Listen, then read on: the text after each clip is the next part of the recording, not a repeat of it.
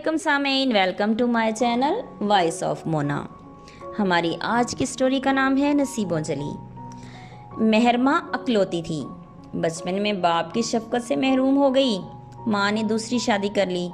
बचपन भी तकलीफ़ों में ही गुजरा। हॉस्टल में रहकर पढ़ाई की, फिर सौतेले बाप ने गवर्नमेंट स्कूल में जॉब लगवा दी। वो नौकरी करने लगी। सौतेला बाप फौज में था। उसने मेहरमा की शादी अपने कॉलीग से करवा दी। मेहरमा की उससे बनी ही नहीं। साल के बाद ही अलैदगी हो गई। उसमें से उसकी एक बेटी थी। मेहरमा जॉब कर रही थी और उस बच्ची को पाल रही थी। वक्त गुजर रहा था। मेहरमा ने दूसरी शादी अपनी मर्जी से कर ली। वो एक टेलर था। उसमें से एक बेटा हुआ, वो भी छोड़ के चला गया। अब मेहरमा माँ के पास रह रही थी। सौतेला बाप इंतकाल कर चुका था। मेहरमा माँ और दोनों बच्चों के सहारे जी रही थी। माँ को भी दिल की तकलीफ हो गई। वो 6 महीनों के बाद इंतकाल कर गई। मेहरमा अब अकेली रह गई। वो बहुत परेशान थी। मेहरमा स्कूल जाती, बच्चों को साथ लेकर जाती।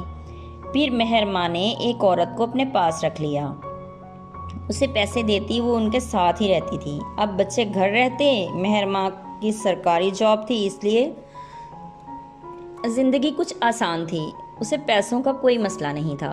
मेहरमा अब अपना घर भी बना चुकी थी। वो बहुत बाहिम्मत खातून थी। फिर मेहरमा ने तीसरी शादी कर ली। वो बंदा भी बेकार निकला।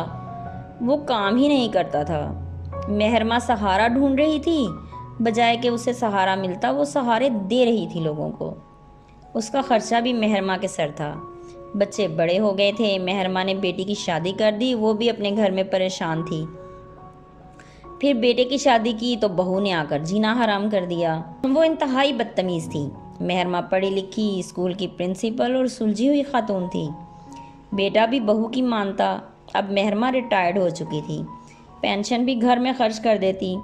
पर वो हमेशा कहती, मैं नसीबों जली हूँ, सारी ज़िंदगी सुख नहीं मिला। लोगों की किस्मत में सुख और फैज़ होता ही नहीं।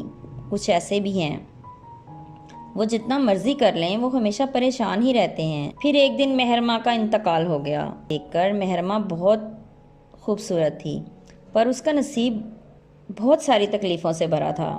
जीते रहिए, खुश रहिए। मिलते हैं अगली कहानी के साथ।